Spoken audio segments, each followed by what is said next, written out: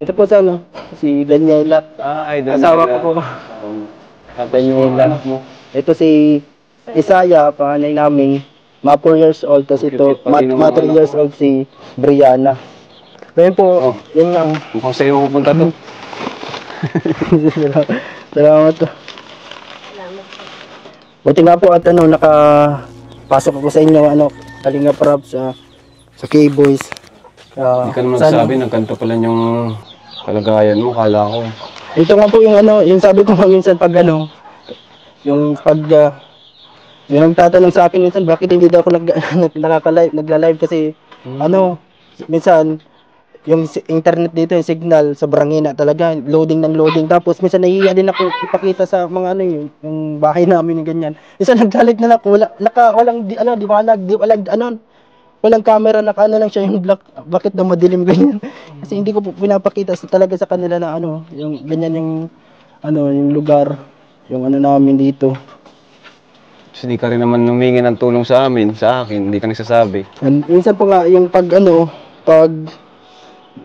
nalilita ko, yan, marami pa kasing inan dito, mga inaayos minsan yung bubong natutuklap yung mga trapal, lalo na pag nag-uulan, yan yung pinaproblema po namin. Pero ito nga, dahil sa ano, sa Christine, lalo tuloy na gano, kaya ngayon nakikisiksik kami dun sa tinutuloyan nila, ano niya, lola niya. Pero okay lang po yan, ano, Kalinga Prab.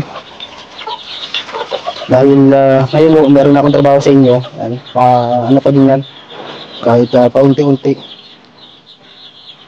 Ikaw ate, ano, Daniela, kumusta po kayo dito? Ayos naman. Ngayon lang tayo, nakita na tayo dati, di ba? Siguro pang ilang na to, beses. Kasi, pero ngayon lang ka lang namin nakakausap. So, kumusta naman dati, Daniela dito, dalawang anak niyo, ano? And, ganito yung kalagayan niyo pala, hindi ko alam. Hindi pa kayo mamimigay ng relief dito, sa may lugar niyo.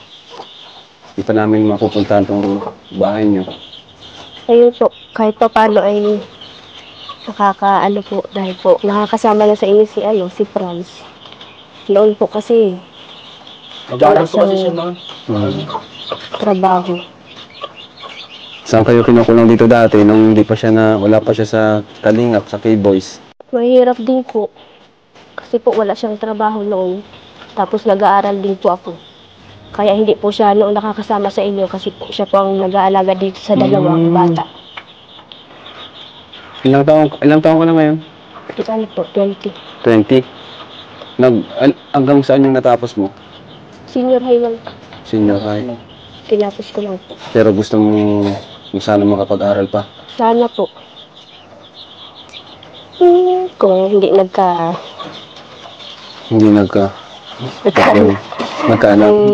Alag. Pero masaya ka naman na sa inyo. Kahit Opo, ganito, masaya po. mahirap ang buhay. Masaya po.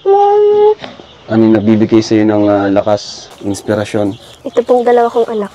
Hindi siya kasama? Kasawa naman po.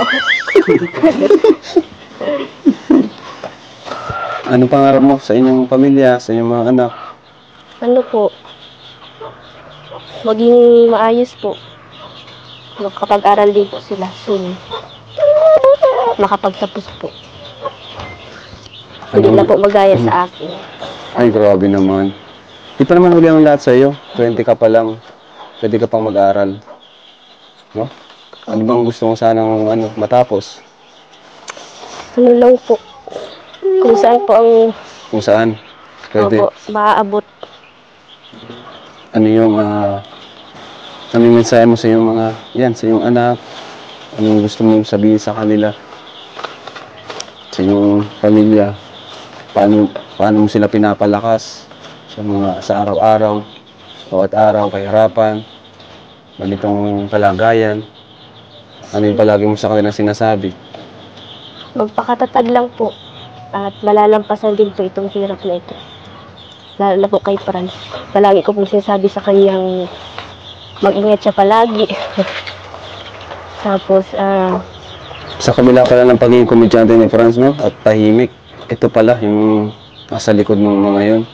Ikaw, Franz, ano yung mensahe mo sa kanila bilang isang haligi ng tahanan?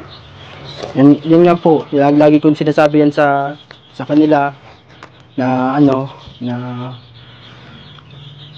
ano, lalo kung pagbubutihin, kaya nga po, ano, kahit kung gugustuhin ko nga, magpasok ng maaga, para tuloy-tuloy na, para makapag-live, magawa ko yung mga dapat kong gawin.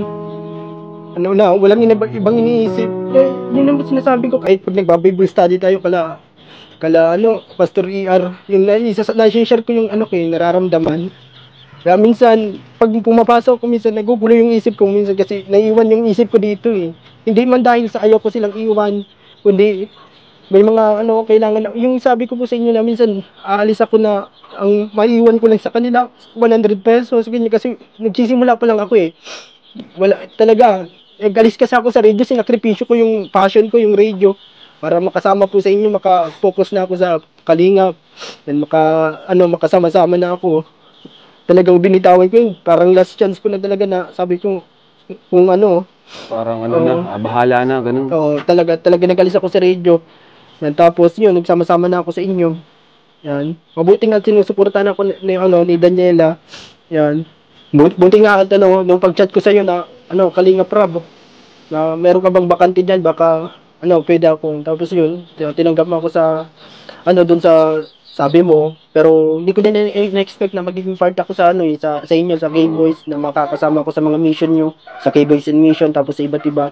Tapos yung yung pagiging natin yan sa mga love trip, hindi ko din hindi ko din inaasahan talaga yun, talagang lang, ginagawa ko na lang yung ko. Isa kahit wala pa nga akong ginagawa, tigtatawa na sila. Sabi ko nga, mas ramdam mo yung suporta sa inyo ng mas ramdam ko talaga po yung suporta ngayon ng kasi marami ka kasi napapasaya, bro.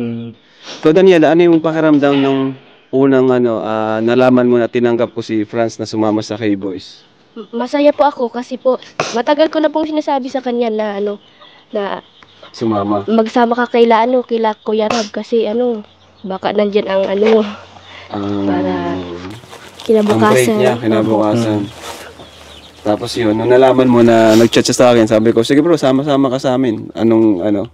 Masaya ka? O, masaya pa ako kasi po matagal ko na siyang inihikayat sa inyo na pumunta siya dyan, mag-vlog din siya para malay mo soon, ganyan ka na din kay Kuya Rab. Yun, grabe yung support niya, no? Apo. Dati kasi mas nag-focus ako sa sa radio kasi Sa passion ko po talaga yan. Yan, grabe talaga, no? Diyan mo talaga, minsan yan eh, kung minsan pinagdedebatehan din yan eh, kung paglalabo ba yung passion mo o doon ka sa practical na kung saan ka kikita, diba? Ngayon kasi, sa panahon ngayon, dapat maging practical na tayo, no? Opo. And kapag nakaipon ka, saka mo gawin yung passion mo kapag may ka na, extra income.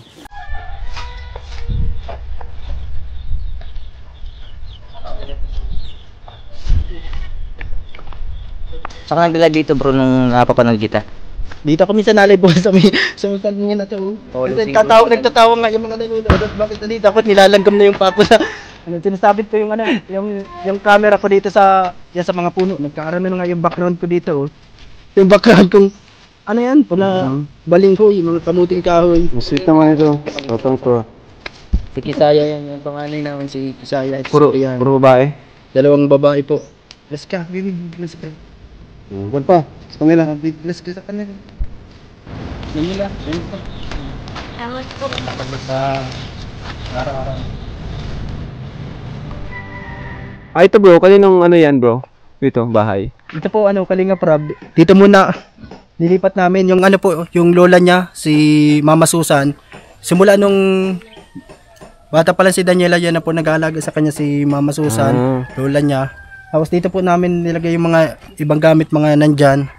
And actually po, dinali-dali lang nilang matapos yan yung habang nagbabagyo mismo ginawa. Trapal, yung kaputi, yan dinali-dali na para mailipat po yung mga gamit po doon sa sa bahay na yun, kasi talagang turuluan na gawa ng ulan, tapos yung dumagdag pa yung bagyong Christine. Maano ka? Maigip. Maigip ka? Yan ang ginagawa ko minsan, nalilita ko minsan kasi kailangan ko muna humigit ng maraming tubig. Wala kang tubig. Dito po sa Sabi mga kalingap, no? Pagiging komedyante ni Papa Franz, ito pala. Sabi ko sa kanilang wala na iniigiban ko ng tubig. Yan. Minsan pinupuno ko yung tatlong dito kasi pag pag sila lang kasi, Di kaya. nahihirapan. Sa bahay, ano? Opo, kaya minsan, bago ako napasok, ano mo pinupuno ko muna yung mga timba ng tubig para pampaligo, may panghugas plato. Minsan, sa food, dun sa bahay na yan. Dito po. Ano lang to, panghugas plato, panginaw. Pero pag, yung inuman na tubig, nabili kami dun sa tindahan. Alam niyo po si Papa Franz, nagsisimula pa lang tayo ng channel. Nauna pa to sa akin, naging kasama ni Kuya Bal. Siya yung isa sa naging nag-manage sa technical, no? Sa YouTube ni Kuya Bal, sa radyo. Nasa Conrady pa po ako. Mas pinili niya kasi yung passion niya sa pagraradyo, kaya di siya nakakasama noon kay Kuya Bal na supposed to be, dapat isa siya sa mga batch 1. Tama, di ba? Mga kasabay ni Kuya Jason, di ba? Sa Bente Boy. Opo, nung simula, yung nag-feeding program, kasama namin si Kuya Bal, nakangkas kami doon nakangkas sa motor niya minsan pag na-feeding. Tapos Pero wala tayong magagawa, bro. live. Kasi may kailangan ka ng buhayin eh. Kaya Opo. kailangan mo sakripisyo yung passion mo. Opo, nung simula kasi, nung sisimula pa lang kami ni Kuya Bal, pandemic na. Wala pa po akong asawa eh. Tapos tapos yung sa radio, yung talagang ko na yung passion ko talaga yun. Kita ka yan. Mahirap kasi talaga. Pero ngayon dapat maging practical ka na dalawang anak mo. Diba? Salamat po sa inyo sa mga mga mababait sa atin sa K-Boys. Na lagi natin kasama, mag-almusal-musal. Yan, siyempre napaka komedyante kasama natin yan mga. Lagi ano sa'yo ba?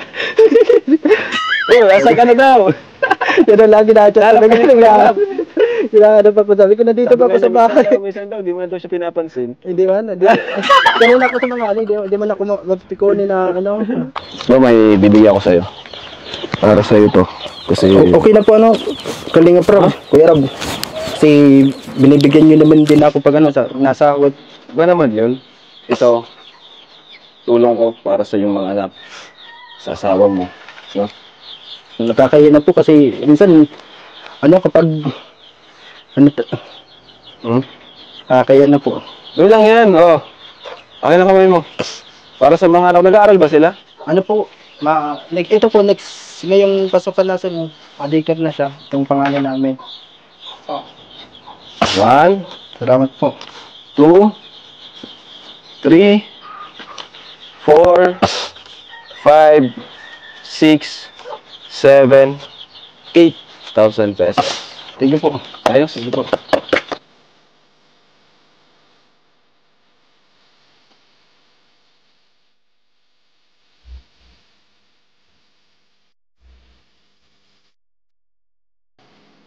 Salamat po kay Kuya Rab at sa buong ng Team Kalingap. Sobrang malaking tulong po ito para sa amin. Tapos po kay Kuya Bal, maraming salamat po. Hindi po dahil sa kanya. Wala po sanang ganito pinutulungan.